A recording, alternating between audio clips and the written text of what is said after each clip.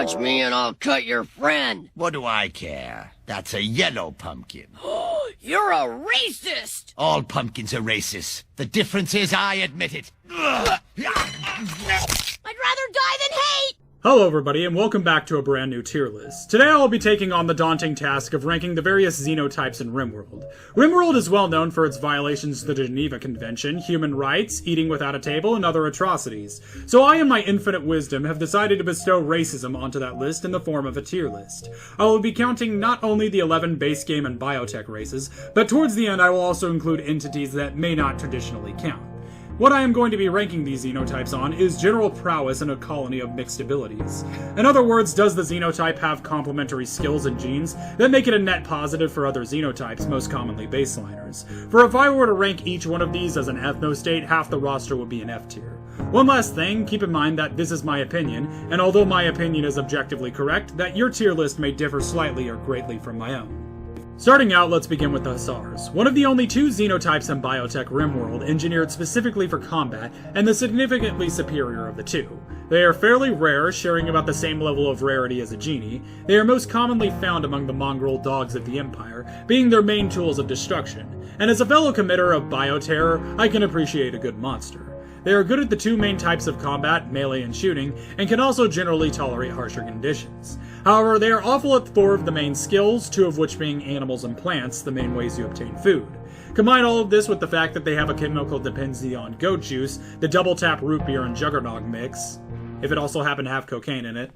Take cocaine all the time. You should be nose deep in that stuff non-stop, right? But you're not. Why? What's wrong with you people? You're ready, man. The problem is, you can't entirely synthesize the drink on your own, and you'll have to purchase neutroamine in order to make it. In other words, if you don't stay topped up on cash and get lucky with a trader, you're going to end up having a very awkward conversation with your bioterror humanoids, who also happen to have the anger management skills as a toddler with a violent streak. Oh, also they have recessive genetics, so no baby Hussars. For all of this, I can see and respect the use of a Hussar in a colony, but largely I see it as more so of a partial luxury item, with plenty of maintenance required, therefore I'm inclined to give them a B ranking. And we will immediately follow that up with Neanderthals, the extremely dumb yet more competent with melee weapons beyond that of even the Hussars. Pretty similar resistances too, and on top of that, despite centuries of inbreeding in order to maintain their Habsburg jaws, have managed to develop an even stronger resistance to diseases. However, they aren't without problems, as they have poor social intelligence and shooting. Shooting isn't an issue though, as you aren't going to be using them for that anyways. However, the main deciding factor for a Neanderthal versus a Hussar is going to be the low study, which halves their global skill gain speed, making them take longer to reach each skill maxes as well as maintaining them. However, with all that being said, they are very composite melee fighters, being better at that craft than even the Hussars, and they take significantly less maintenance as well, which leads me to drop them into A tier. Now, Genies. Genies are meant to do 2 things, and they do those 2 things rather well. That is, research and craft things. They have greats in those 2 skills and also have elongated fingers, which allow them to generally perform tasks faster. However, they are at a fair disadvantage on their own, as their downsides are the fact that they are horrible socially, and also aren't great at plants and animals, the main ways of making food. Furthermore, their extra pain and delicate traits make them less durable when getting hit than rice paper I wipe my ass with after eating an entire Nurgle planet. Yellow tape around his...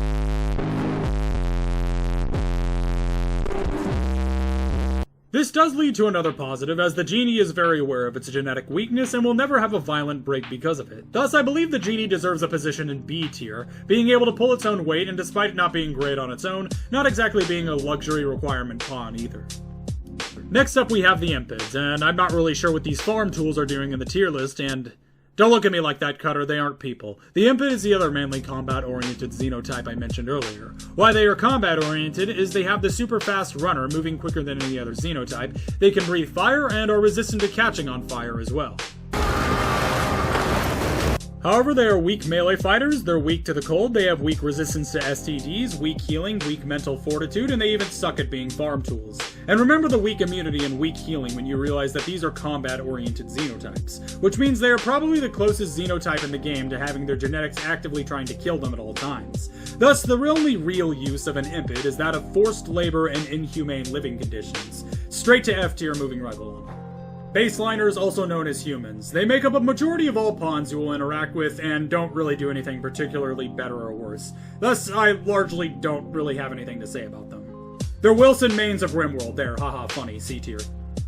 Pigskins. Out of all races in unmodded RimWorld, the pigskin is the one most similar to the Basedliner, though also resembles the Neanderthal. Their main gimmick is that they can eat raw food without consequence, and is equaled by the fact that they are bad at cooking anyways. They also have STD resistance, reduced pain, which is once again mitigated by the fact that they are also nearsighted, meaning they are ideal in combat, but really only in close range. This usually culminates in them wielding explosives against you, trying as fast as they can to blow up everything in an area, oftentimes including themselves.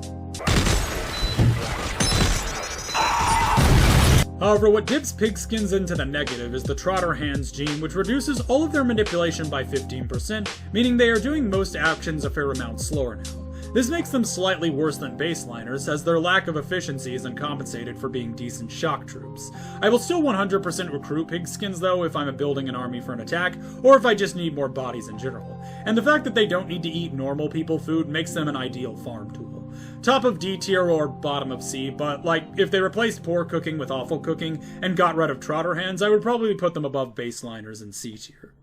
Wasters. Now, Wasters are a race that commands respect. Not only are they likely entirely opposed to the Imperium of Man, but they are also lustrous copy-pastes of the ghouls from Fallout, and unlike the average HBO series, they are respectful to the original source material. They are totally immune to pollution, super immune to diseases, and are immune to the negative effects of both Psychite and Wake Up. However, that's where their positives end. They are immune to Psychite only due to the fact that they have a genetic dependency on it, and will need to consume it every handful of days. Cocaine, a girl's best friend. That isn't terrible on its own, as Psychite can be grown and turned into cocaine or tea fairly easily. But what is terrible is the fact that they aren't good cooks despite not having the strong stomach perk, are aggressive and unattractive. They are also bad at art and horrible with animals. Thus, the core problem with the Waster is, although all their debuffs are insignificant and easy to work around on their own, their buffs aren't really worth the hassle unless you're a solo mechanitor or already live in the fallout of a nuclear reactor meltdown. Even the wake-up imperviousness is mitigated by the fact that you need neutroamine to make this stuff. However, since they do have total antitoxic lungs, which can become your total antitoxic lungs...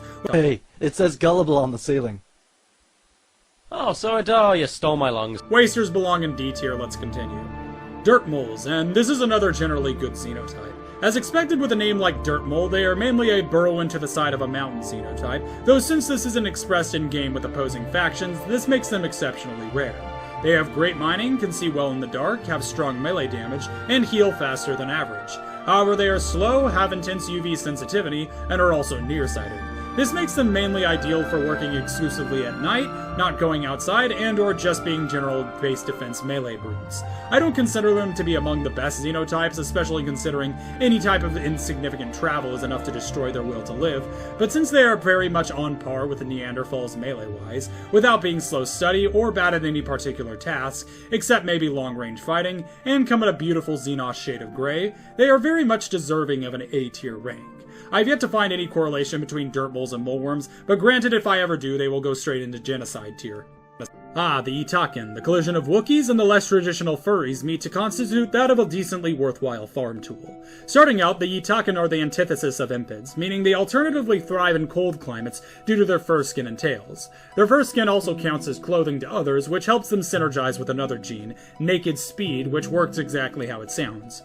Furthermore, they have the strong melee damage and robust combo, making them yet another potential melee brute. And to top it all off, they have both great animals and the animal war call ability, allowing them to enrage one nearby animal into attacking their opponents.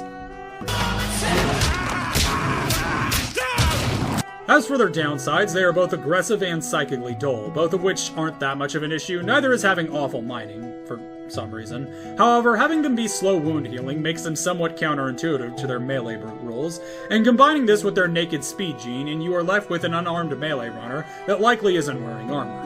Their robust trait does help a bit with this, but what pushes them slightly into the negatives is their sleepy gene, causing them to get tired 40% faster on average.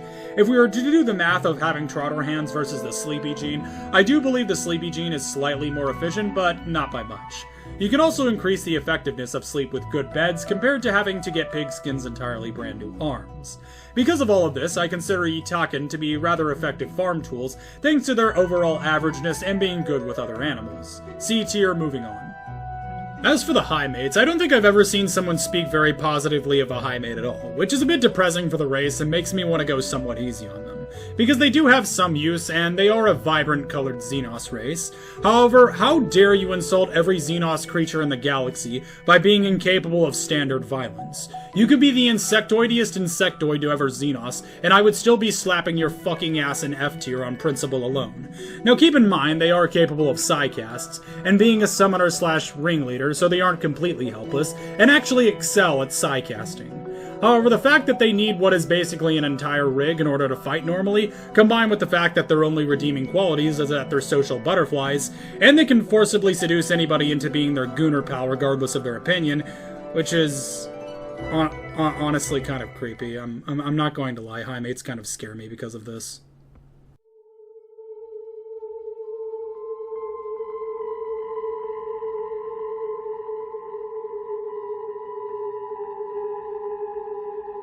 Also, there was that one time in my cannibalistic Burger King playthrough where the Empire sent my main pawn a high mate, and it was a 16-year-old male, so... Man, you are one hot 16-year-old! What? But basically, they are another luxury pawn that raises moods, which you aren't going to get any real use out of unless you are late game, though ironically you are going to have most mood issues solved by then, F tier, moving right along. Sanguiphages, vampires, the most powerful non-custom race in unmodded RimWorld. There are certain genes in RimWorld that are supposed to be significantly greater than average in means of efficiency and usefulness called archive genes. There are 7 of these in the unmodded Biotech DLC, and the Sanguiphage has all 7 of them. You mean the Chaos Emeralds? They are completely immune to disease and scarring, don't age, don't die unless their brains are destroyed, super fast wound healing, fast runner, fast sleeper, fast witchcraft, strong social, strong melee, strong intellect, you get the point. They're really strong. Lastly, they can be literally any pawn you want them to be, as Sanguiphages also have the ability to make other Sanguiphages with their gene implanter, causing a majority of the pawn's previous genes to then take a back seat. They do need to consume blood and death rest, but blood is rather easy to acquire, all you need is a single prisoner, and death resting when accelerating only takes about 3 days. Their big problem is their brains go stupid whenever they see fire, and combine this with the fact that they are extremely flammable, will often cause them to run ironically directly into the fire, causing them to burn their own limbs off faster than Anakin got his lopped off. But overall, the Sanguiphage is really great all around, and is the only pawn deserving of S tier, and even though it's not geared just towards combat, it is still the greatest fighter in all of unmodded RimWorld. Not if I have anything to say about it, and I do. Okay, that last line was kind of a lie. There is one pawn, not traditionally a xenotype, that is better than the Sanguiphage, and that is the ghoul. Like the Sanguiphage, the ghoul can spawn from any xenotype, and unlike the Sanguiphage, doesn't require another ghoul on your side in order to make it. All you need to do is kill a ghoul and research and perform a ghoul infusion on a pawn, and then you'll have one of your own. Ghouls cannot do any form of labor and require a little bit of meat each day in order to not cannibalize your other pawns. So why would you go to the trouble of making them? And that is because ghouls are pound for pound the best fighting pawn in the game. Depending on how much melee skill they have, they hit like a truck and can take an obnoxious amount of damage too. They regenerate like crazy. As a matter of fact, they are the one pawn in RimWorld who can completely regenerate themselves, including lost and destroyed limbs, and can do so in under a day. They can also be modified with various upgrades, both ghoul and non-ghoul specific, to become what is essentially the ultimate life form. Seeing just how powerful a ghoul is and how much more powerful a ghoul can become, you may begin to understand why there are entire ideologies surrounding the ghoul. Truly an S-tier xenotype who can literally do only one thing, but does it so much better than every other pawn in existence. But that will about do it for this tier list. If you enjoyed, please leave me a comment down below telling me what you enjoyed and what you would like to see next. And if you disliked or disagreed a little or a lot with my placements, please also leave me a comment down below so I can engagement farm you in the replies. Thank you again so much for watching, and I will see you all next time.